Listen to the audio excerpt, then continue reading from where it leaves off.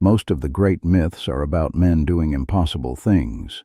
A hero snares the sun, a navigator chases a monster across an ocean, a demigod climbs into the sky.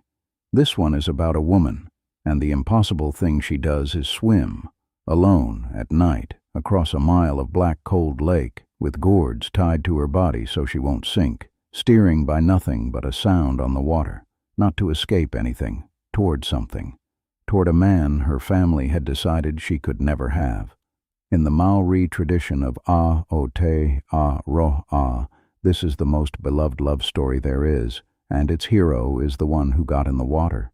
You may know that shape from the Greeks, Leander, who swam a dark strait each night to the woman he loved, guided by the lamp she lit until the night it blew out and he drowned.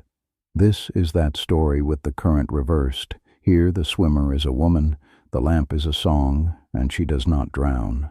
Begin in the middle of a lake, Lake Rotorua, in the heart of the North Island, and in the middle of it, an island, Mokoia.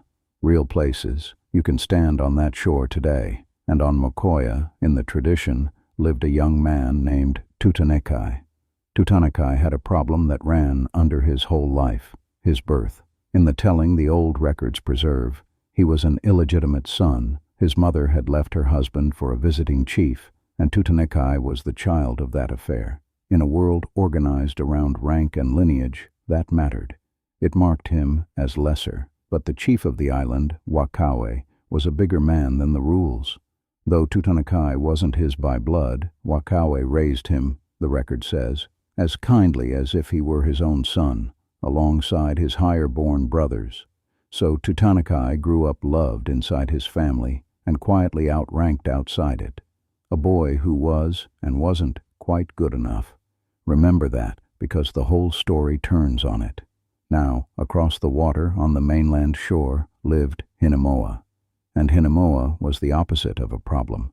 She was famous, a young woman of rare beauty, the record says, and of high rank, daughter of a great chief. Her fame traveled. On the island, Tūtānekai and every one of his brothers heard the reports of her, and each of them wanted her for a wife.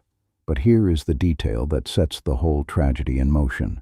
Hinemoa was so prized by her own family, so valuable, so noble, that they would not betroth her to anyone, not to any chief. She was, in their eyes, above marriage, a treasure kept on a shelf. So, on one side of the lake, a low-born young man good enough for no one. On the other, a high-born young woman good enough for everyone, and therefore promised to no one. In the strict arithmetic of rank, the two of them were the least likely match in the district, which is, of course, exactly who fell in love. They had met. That's the thing the rank arithmetic missed.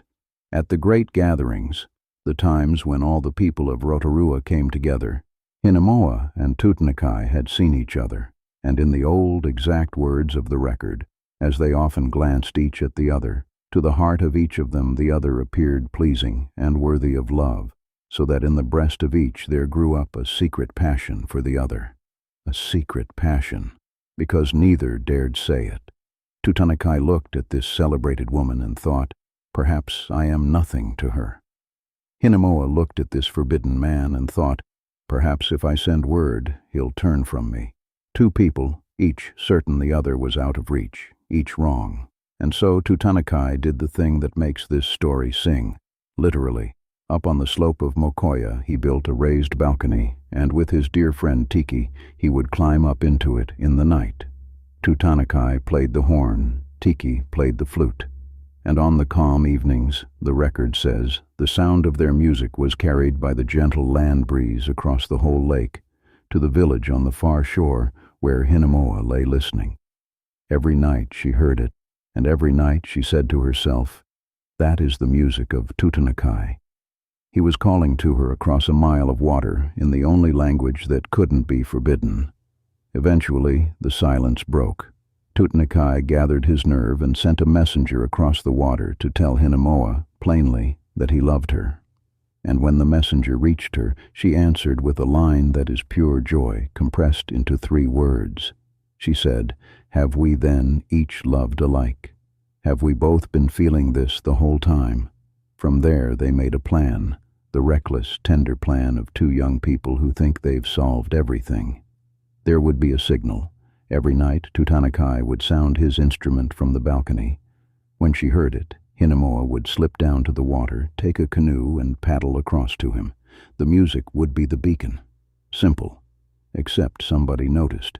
Hinemoa's people were watching her more closely than she knew, and they suspected, so they did something quiet and total.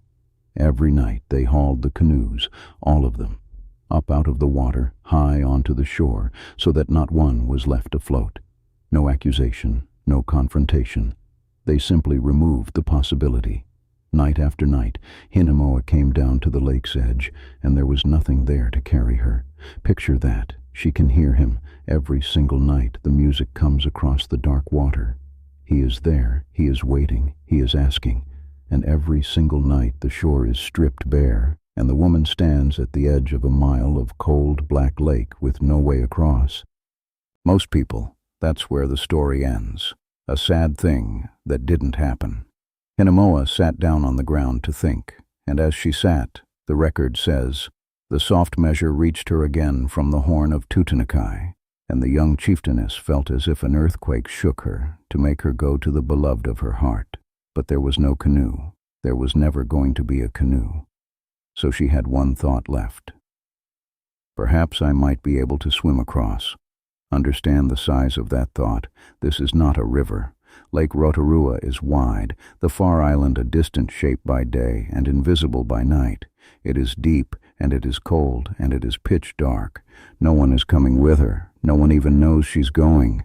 If she sinks out there, she simply never arrives, and no one ever knows why. She prepared the way a practical person prepares. She found 6 large, dry, empty gourds, hollow, buoyant, and tied them to her body as floats, 3 on each side, so that if her strength gave out, the lake couldn't pull her under. She went out onto a rock at the shore's edge. She threw off her clothes so they wouldn't drag her down, and she cast herself into the water.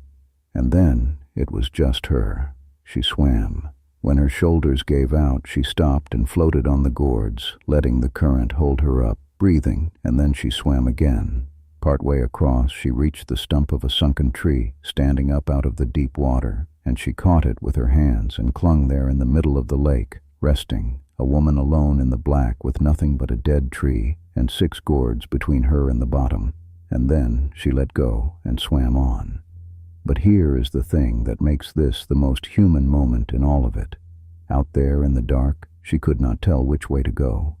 The island was invisible. There was no shore, no star she could steer by, nothing. Nothing except the music. Tūtānekai, not knowing, was still up on his balcony playing into the night. And that sound, the same sound that had called to her across the water for weeks, was now the only thing in the world telling her which way was toward him. The record is precise and unbearable about it. Her only guide was the soft measure from the instrument of Tūtānekai.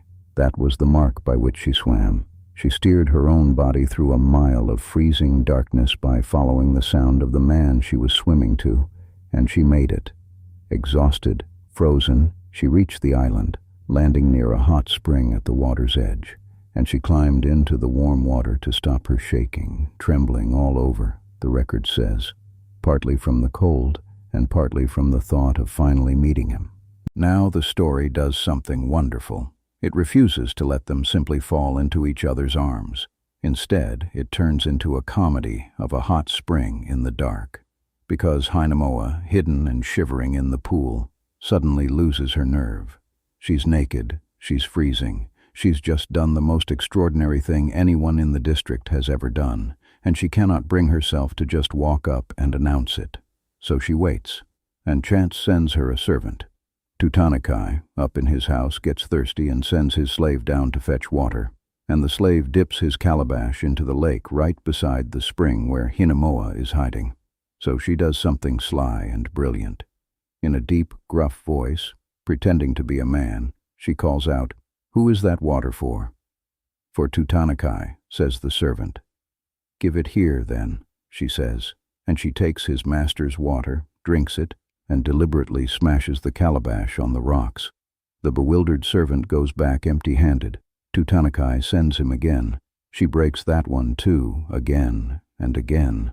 A whole string of Tūtānekai's calabashes, shattered by a mysterious gruff stranger in the dark, until finally Tūtānekai, who has no idea the love of his life is 40 feet away, gets genuinely furious. Who is this fellow breaking my calabashes? I'll die of rage. He throws on his clothes, grabs his club, and storms down to the spring to confront the insolent stranger. Where's the man who broke my calabashes? And Hinemoa hears his voice.